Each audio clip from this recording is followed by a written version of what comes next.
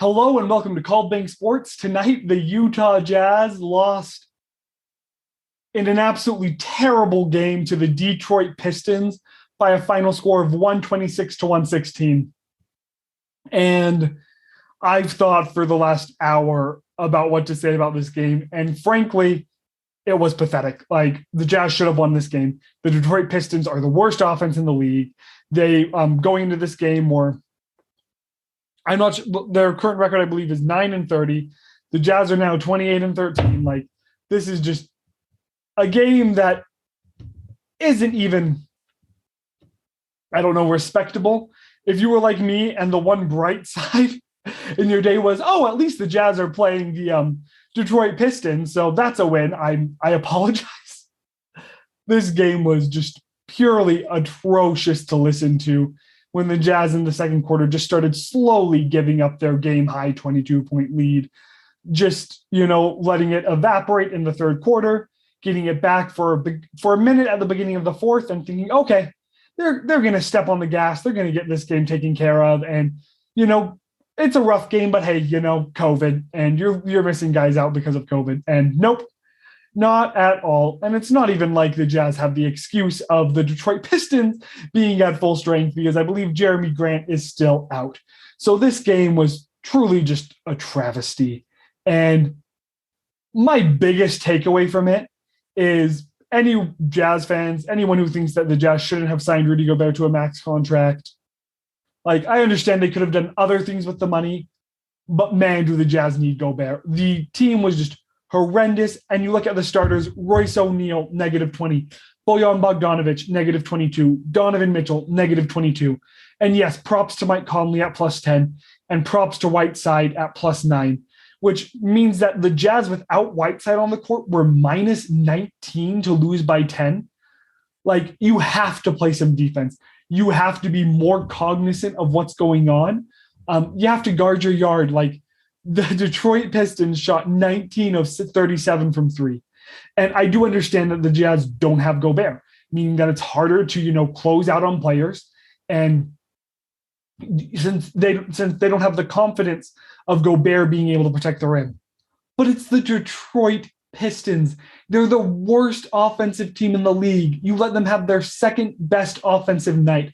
I don't care about of the year. I don't care about COVID. I don't care about Gobert being out. I don't care if anyone happens to think that for whatever reason the Detroit Pistons got better calls. I haven't heard that. But first of all, I'd strongly disagree with that. The Jazz got to the line 22 times, 10 more times than the Pistons, and still lost this game. Like, what is supposed to happen here?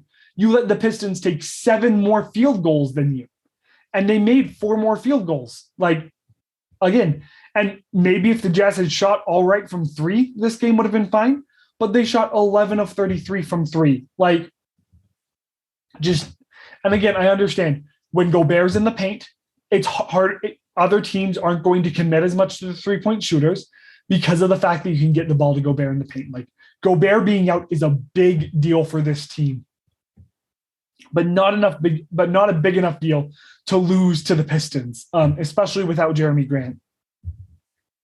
I think this stat epitomizes the Jazz tonight. The Jazz had 23 assists to 30 assists for the Pistons. I couldn't find a passing stat for the game, but the Jazz were not passing this game at all. They had 16 turnovers compared to 12 for the Pistons. So, again, I mean, that's not in at all terrible. The Jazz allowed 27 points off of turnovers and the Pistons allowed 12 points off of turnovers. I mean, there's like the Jazz allowed, what is that? Let me just, do some math, which I shouldn't do right now, but the Jazz allowed 1.68 points per possession when a turnover led to that possession. Like, this game was atrocious. And I mean, you look at the box score, and offensively, it's a fine game. Like, obviously, if the Jazz had shot 40% from 3, they'd probably win this game. But offensively, it's fine. Nobody had an absolutely horrendous night offensively. I would have liked to see Donovan Mitchell be a bit more efficient. He was 3 for 8 of 3, which is all right. I mean, That's what, 37.5%? Okay, that's all right. And then he was 8 for 17 from inside the arc, which isn't great, but it's just under 40%. Got to the line 7 times. So, okay, like that's an okay night for him, but he was still minus 22 on having an okay night.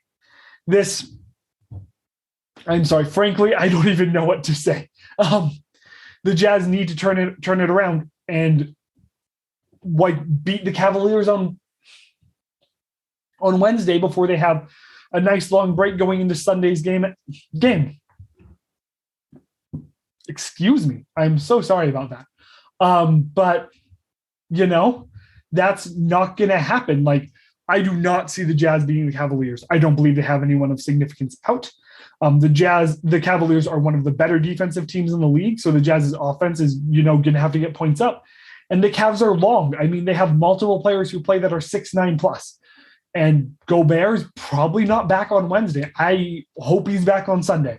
So frankly, I think the Jazz are going to continue to extend their losing streak on Wednesday. And you can catch it here on Called Bang Sports. We'll get you a post game out after the game and see how things go. But thank you for watching. I'm sure none of you enjoyed watching this. This was a terrible game. Hopefully a slightly better post game from me. But please leave a like, follow wherever you're at. It means a lot. It especially helps on bad games like tonight to make us feel like we're still bringing some positivity. And please comment. We love to continue the discussion. So thanks again, and go Jazz.